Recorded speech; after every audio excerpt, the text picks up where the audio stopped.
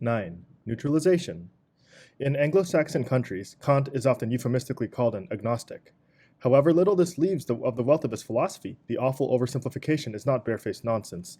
The antinomical structure of the Kantian doctrine survives the resolution of the antinomies, and it can be crudely translated into a directive to thought. To refrain from idle questions, it is above the vulgar form of bourgeois skepticism, whose solidity is serious only about what one has safely in hand. Though Kant was not utterly free of such states of mind either. His authority in Germany was surely strengthened far beyond the effect of his thoughts by the fact that in the categorical imperative, and indeed in the ideas of critique of pure reason, that disdained sublimity was added with raised forefinger, as a bonus with which the bourgeoisie is as loath to dispense as with its Sunday, that parody of freedom from toil. The element of non-committal conciliatoriness in rigorism went rather well with a decorative tendency to neutralize all things of the mind. After the triumph of the revolution, or where there was no revolution, after the imperceptible advance of general bourgeoisization, that tendency conquered the entire scenery of the mind, along with the theorems previously used as weapons of bourgeois emancipation, no longer needed for the interest of the victorious class. Those theorems became uninteresting in a twofold sense, as Spengler astutely noted in Rousseau's case.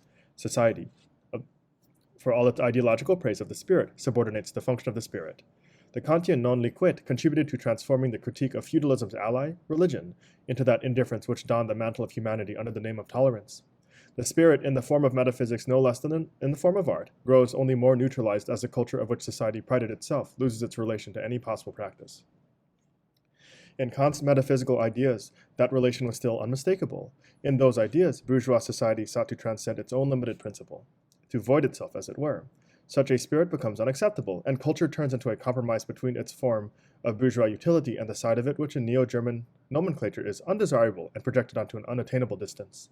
Material circumstances add their part. Capital, compelled to expand its investments, possesses itself of the spirit whose own inevitable objectifications spur it to transform them into property, into merchandise.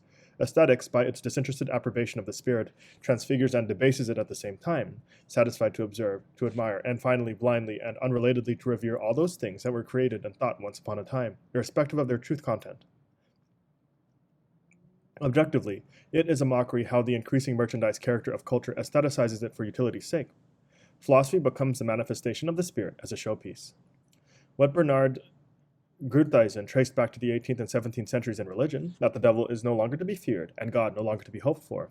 This expands beyond metaphysics, in which the memories of God and the devil live on even where it is a critical reflection on that fear and hope. What in a highly unideological sense ought to be the most urgent concern of man has vanished. Objectively, it has become problematical. Subjectively, the social network and the permanently overtaxing pressure to adjust leaves men neither the time nor the strength to think about it. The questions are not solved, and not even their insolubility is proven. They are forgotten, and any talk of them lulls them so much more deeply to their evil sleep.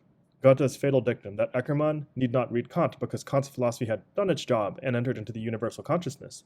This line has triumphed in the socialization of metaphysical indifference.